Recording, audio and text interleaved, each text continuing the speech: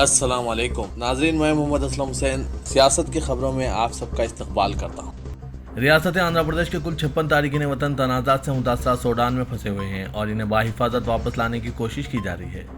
आंध्र प्रदेश के वज़ीर आला वाई एस जगन मोहन रेड्डी ने हुकाम को हिदायत दी है कि वो फंसे हुए तेलुगु अवाम को लाने के लिए इक़दाम करें।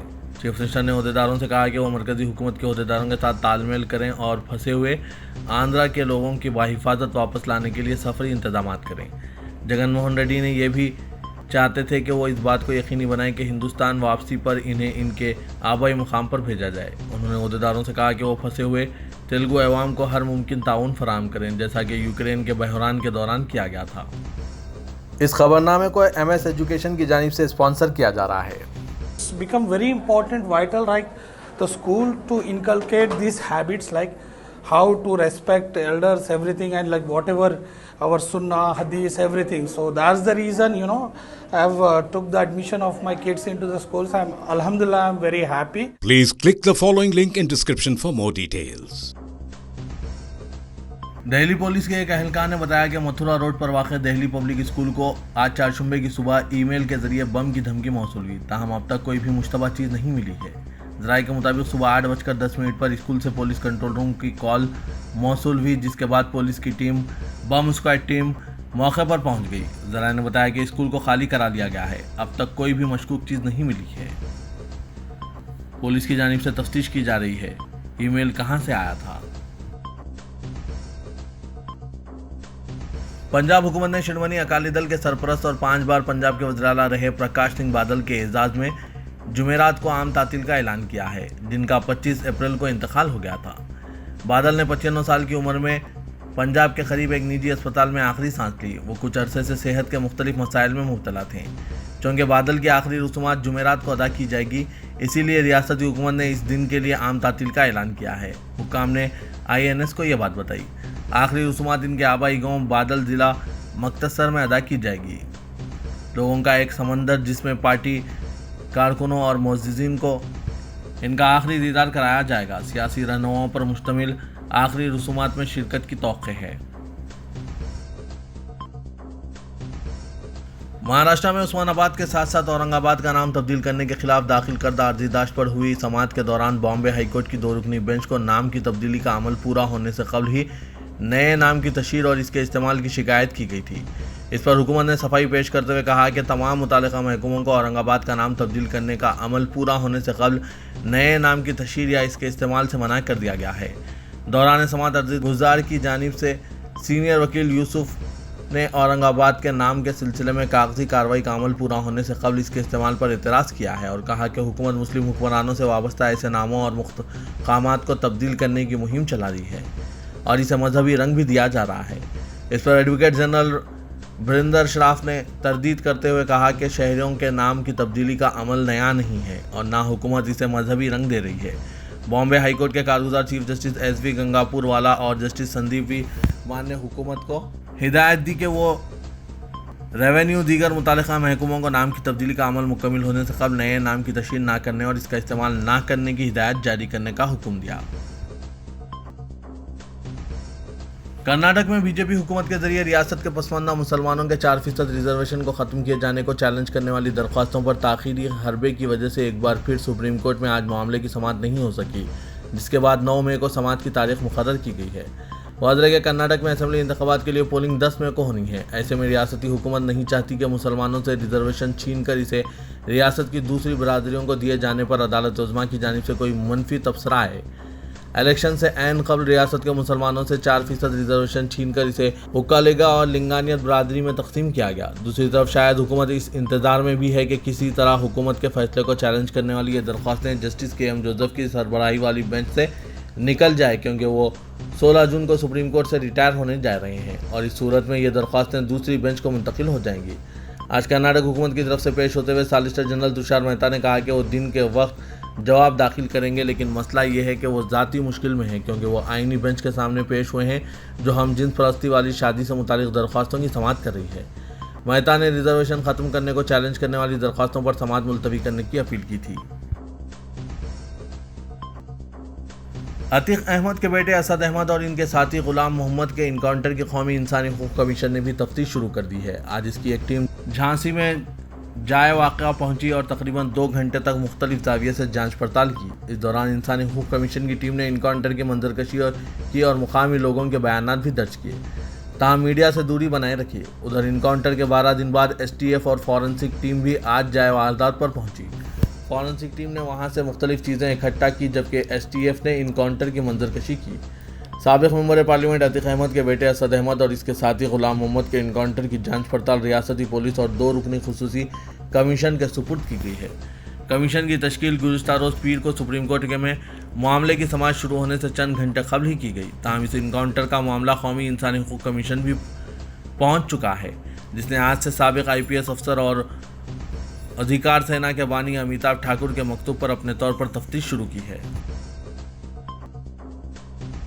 कर्नाटक में असेंबली इंतखाबात के पेश नज़र पोलराइजेशन के लिए बीजेपी लीडरान मुख्तलिफ हथकंडों का इस्तेमाल कर रहे हैं।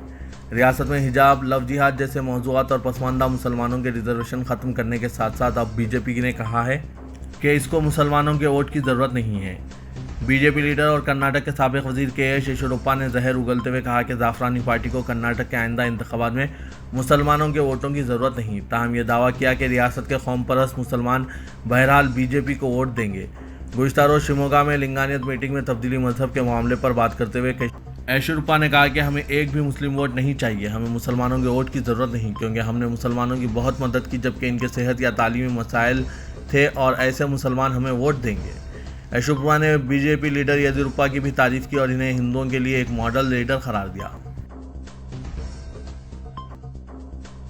मरकजी वज़ीर दाखिला अमित शाह ने कांग्रेस से पूछा है कि क्या वो मुसलमानों के 4% कोटे को बहाल करने के लिए लिंगानियत बरादरियों के रिजर्वेशन कोटे को कम करेगी। अमित शाह ने गुज़िश्ता रात नामा निगारों से कहा कि मैं कांग्रेस से आजिज़ी के साथ पूछना चाहता हूं कि क्या आप मुसलमानों के लिए 4% रिजर्वेशन कोटा बहाल करने के लिए लिंगानियत बरादरी या दलित या दर्ज फहरिस्त कबाइल रिजर्वेशन कोटे का फीसद कम करेंगे। कांग्रेस को इस पर वाज़ेह तौर पर सामने आना होगा। उन्होंने कहा कि हम इक़्तिसादी तौर पर कमज़ोर तबक़ात को रिजर्वेशन दे रहे हैं, लेकिन किसी को मजहब की बुनियाद पर रिजर्वेशन नहीं दिया जाना चाहिए। यह आइन की बुनियादी रूह है।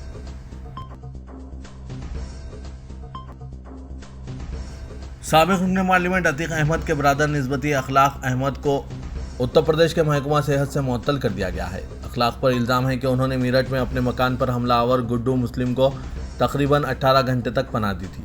अखलाक सरकारी डॉक्टर की हैसियत से फ़राइज़ अंजाम दे रहे थे। अखलाक को 2 अप्रैल को मेरठ के नौचंदी इलाके से गिरफ्तार किया गया था।